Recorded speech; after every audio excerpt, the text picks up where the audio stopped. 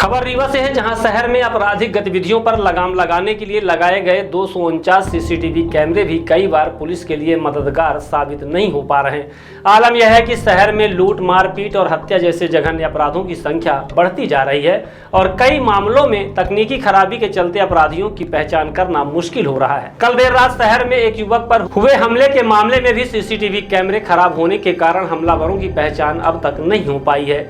इस स्थिति ने शहर की सुरक्षा व्यवस्था पर सवाल खड़े कर दिए हैं। अतिरिक्त पुलिस अधीक्षक आरती सिंह ने इस संबंध में कहा कि शहर की सुरक्षा व्यवस्था बनाए रखना पुलिस की महत्वपूर्ण जिम्मेदारी है और इन कैमरों के माध्यम से पुलिस शहर की गतिविधियों पर नजर रखती है, जिससे अपराध नियंत्रण में मदद मिलती है। उन्होंने स्वीकार किया कि तकनीकी उपकरण होने के कारण सीसीटीवी कैमरे समय समय पर खराब होते रहते हैं, लेकिन पुलिस उनका समय पर रखरखाव भी कराती है।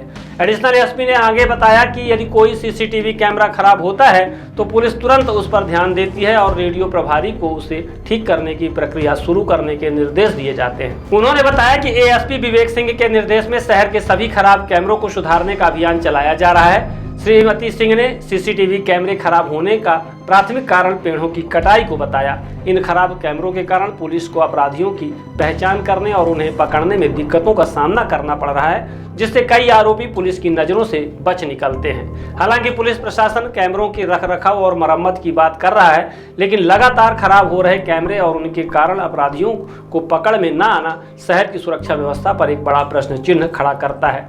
यह देखना होगा कि पुलिस इन तकनीकी खामियों को दूर कर शहर को अपराध मुक्त बनाने में कब तक सफल हो पाता है। आइए सुनते हैं एडिशनल एसपी आरती सिंह ने और क्या जानकारी दी है। जैसा कि आप जानते हैं कि शहर की सुरक्षा व्यवस्था को बनाए रखना पुलिस की महत्वपूर्ण जिम्मेदारी है और उसी के चलते शहर में लगभग 249 कैमरे जो हैं वो लगे हुए हैं और जिसके माध्यम से हम शहर में नज़र रखते हैं, गतिविधियों पे नज़र रखते हैं। इससे जहां एक और अपराध नियंत्रण में रहता है, वहीं अगर कोई अपराध घटित हो जाता है तो फिर उसके डिटेक्शन में भी हमें बहुत आसानी होती है।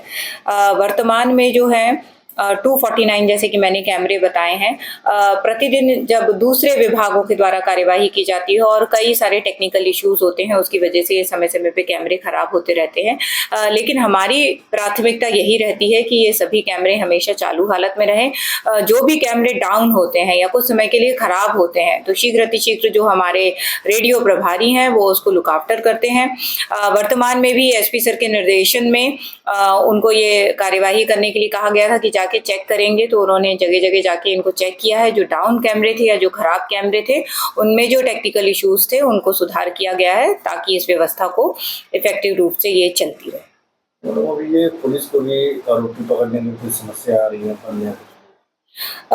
निश्चित ही, जैसे कि मैंने कहा कि जब कैमरे बंद होते हैं तो फिर जो मॉनिटरिंग है वो कहीं ना कहीं अफेक्ट होती है। तो हमारी कोशिश यही होती है कि जैसे ही कैमरे खराब हों तो हमारी टीम एसपी सर के निर्देशन में काम करती है और उनको जितना जल्दी हो सकता है उनको रिपेयर किया जाता है ताकि इस प्रकार से डिटेक्शन में या सर्विलांस में हमको कोई इशू नहीं क्रिएट